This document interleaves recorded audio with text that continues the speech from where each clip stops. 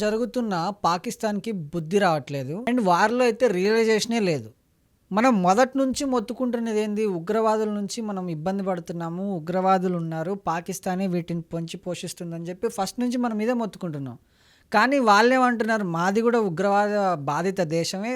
మేము కూడా ఉగ్రవాదులతో బాధలు పడుతున్నామని చెప్పారు. మరి చెప్పిన వాళ్ళు దానికి అనుగుణంగా ఉండాలి కదా! అండ్ వీళ్ళు ఏం చేశారంటే మనం ఆపరేషన్ సింధూర్ అని పెట్టి కొంతమంది ఉగ్రవాదుల్ని లేపేశాం కదా!